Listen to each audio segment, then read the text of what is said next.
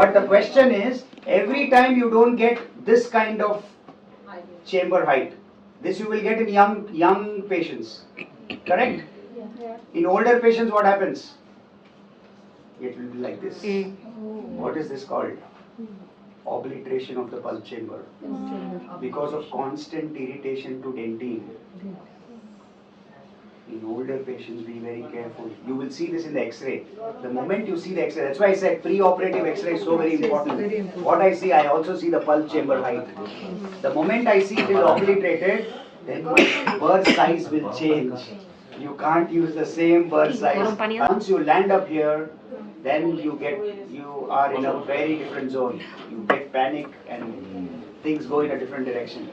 Okay? Every time you are not doing access on enamel and dentine, am I right? Yes. How many of you do access on ceramic crowns?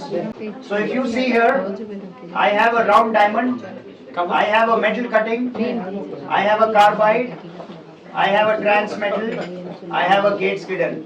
Gate sklidden drill should always be a part of your access opening. What does it mean? You should always have your gates for your access, because without using gates your access is not complete. Porcelain fused to metal, ceramic crown. Imagine you have done this crown 3 months back. Patient comes to you with pain, now you know you have to do endodontic treatment. It will be a disaster if you remove this crown.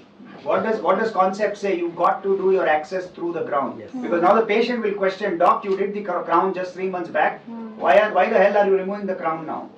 And why I will not remove the crown? Because when I am doing my endo, I need all my 4 walls intact. If I have to do through the metal ceramic crown, how many substrates I am working on? Ceramic, then I hit what? Metal, then I hit the dentine. 3 different substrates, I can't use one burr, impossible. You can, but you will struggle, you will take half an hour, you will get frustrated. Diamond. So on ceramic or on zirconia, please remember, always diamond works. So with my diamond, I expose the ceramic and I hit the metal. The moment I reach the metal, diamond is of no use. Now I need carbide. So please use metal cutting burrs.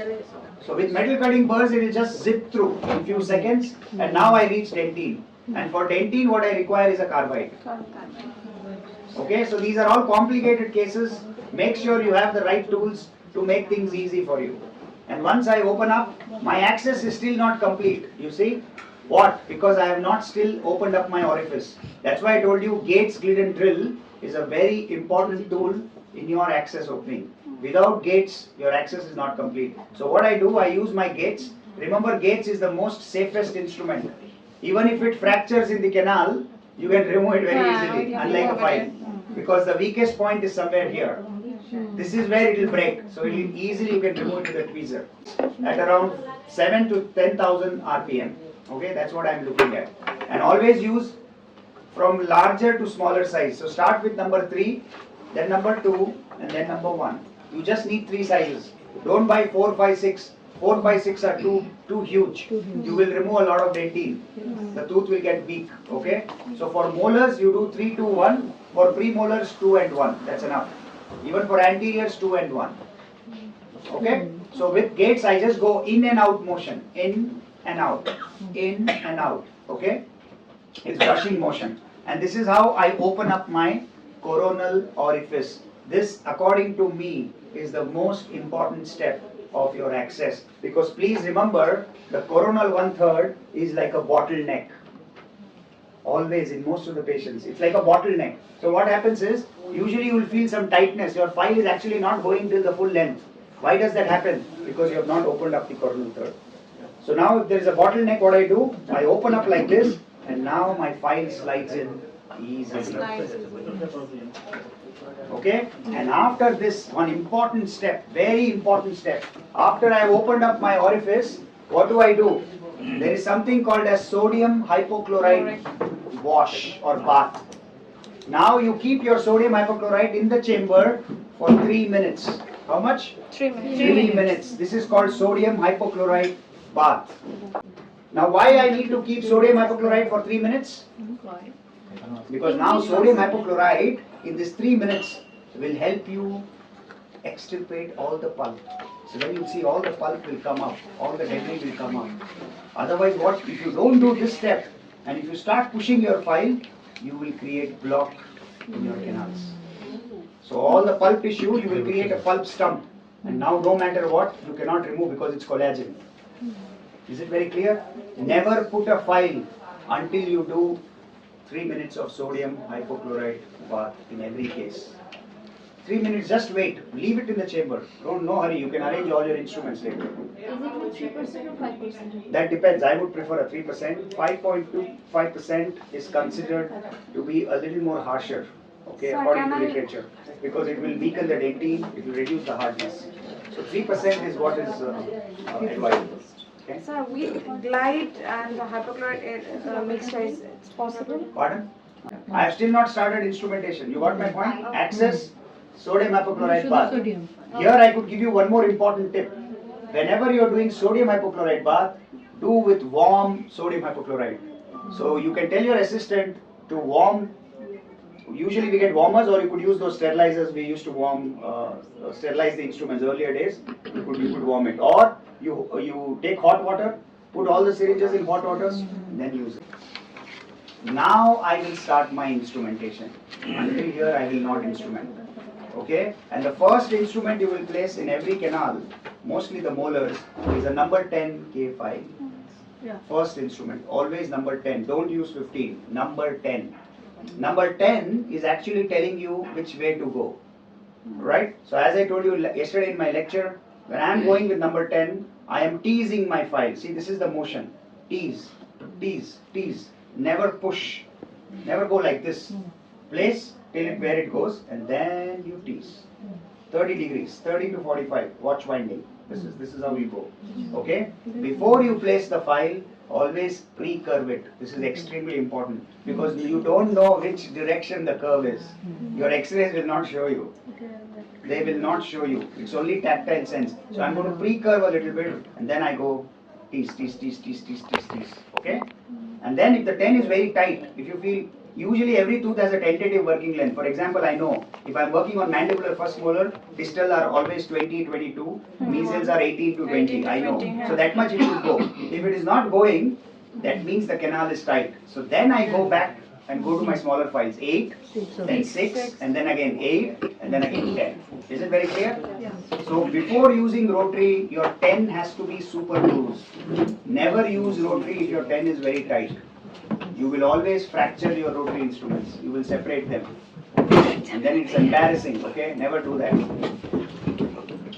Okay, so we already did this. Now let me show you a quick video of access. Like this. Do you use these kind of mirrors? Yes. This is from Hand and Craft. Hand and Craft, rhodium mirrors. Front surface mirror. Front surface, not rear surface. Front surface means the object is closer to you. Rear surface means the object is far from you. No, closer. This one, okay. So now you see, we use the round burr because I am working on dentine. I get my drop, alright. Once I get my drop, so first try to reach the drop. Always when I am working on maxillary first molar, palatal canal first. Try to locate the palatal canal. If it is lower molar, I am trying to locate distal canal, okay. So once I locate the palatal, from palatal, then what I do, I come straight to mesiobuccal. So I keep moving the burr straight towards mesiobuccal, and then from mesiobuccal I go straight towards distobuccal. So follow the path, follow the anatomy, the dentinal map. It's very easy, okay. And then you can use the endo-Z burr, and see this is now inside out motion. Can you see? I'm going inside and then I'm coming outside. That is how I diverge, okay. Inside to outside. First locate the chamber, locate all the dentinal map, and then go inside to outside. And now what happens here is, always remember, first maxillary molar, you will always find an MB2. 99.2% is the incidence. 99.2. That means out of every 100 cases, 98 to 99 cases, you will get an MB2. Usually it is missed, and the most important cause of failure is a lack of identifying MB2. Okay. So yesterday I told you how to identify. Now you can see a little bit of bleeding there. I know this case is vital. Okay. So it's very easy case for me. Now I use my DG16. I can also use my ultrasonics to refine my access. Okay, as I told you yesterday, ultrasonic is the most powerful instrument in endodontics. In my opinion, every general dentist also should use ultrasonics. Everybody has ultrasonic unit in their clinic. You just have to buy the endo tips, that's it. It's not a big deal. Okay, so I'm going to refine my endo access. See, when I use my ultrasonics, you see how beautifully I can see my pulp chamber, my dentinal map, and see at the same time I'm doing sodium hypochlorite bath, and you can see now the MB2 very close to the MB. Can you see a small orifice there? Yes. Yes, sir. And you see, usually when it bleeds a lot, don't panic. Don't panic, that means it's highly inflamed. So the best thing is leave sodium hypochlorite and just relax for 3 to 4 minutes. All this will stop very quickly. Okay? Always tease. I am evaluating the straight line axis with the number 15 K file. How do you evaluate? Place the file and see whether it is straight. If the file is going like this in a very strained position, it is not straight. That means you are in danger. So what I will do, I will remove the wall a little bit to make it straight. Okay, that particular wall. So please evaluate the straight line axis and see now if I am using rotary, I always use my orifice opener. Okay, it's up to you. You can use Gates drill as I told you, or you can use orifice opener like this. So your access is complete only after you have opened up your coronal third. This is extremely important. Otherwise, your apex locator will give you wrong readings if you don't open your coronal third. Okay. So I'm just opening up my coronal third with ProTaper SX. That's exactly what I will show you in the demonstration. And as I told you, most of your coronal third is like a bottleneck. So you have to open it up. You have to open it up.